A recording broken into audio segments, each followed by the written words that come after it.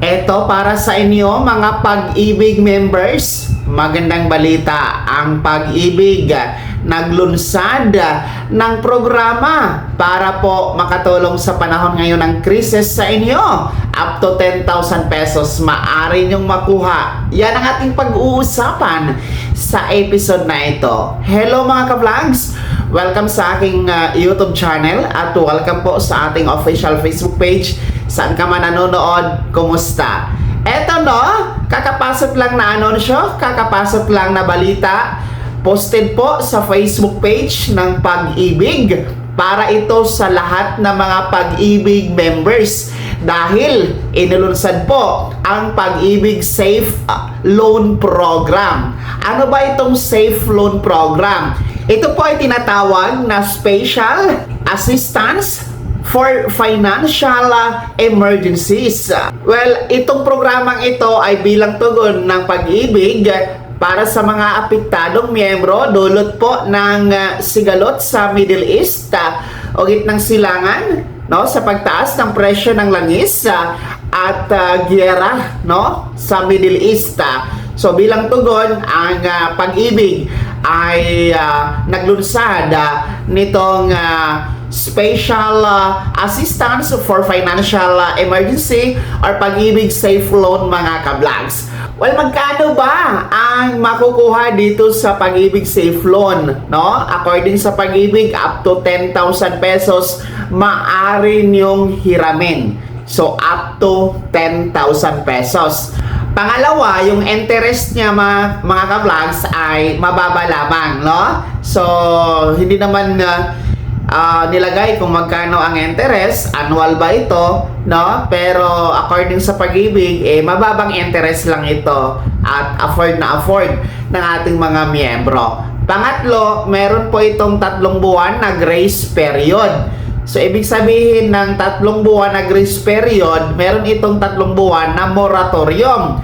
No, ibig sabihin, hindi kayo magbabayad sa loob ng 3 buwan mula sa petsa ng pagka-approve at pag-credit sa inyong ATM card ng inyong Pag-ibig Safe Loan. So, doon pa kayo magbabayad sa ika-4 na buwan.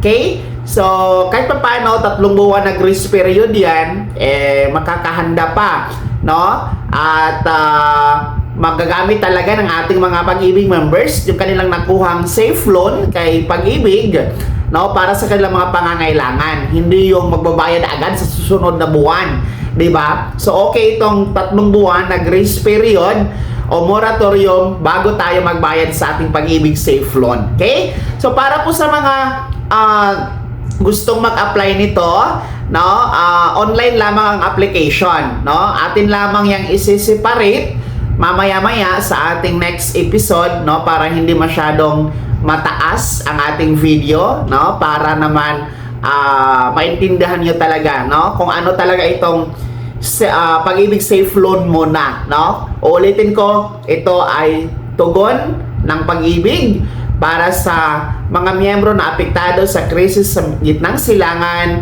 mataas na presyo ng langis at giyera sa Middle East, no. Kaya meron silang offer na up to 10,000 pesos Pag-ibig Special Assistance for Financial Emergencies or Safe Loan na mababa ang interest, tapos 3 buwan ang moratorium bago kayo magbabayad.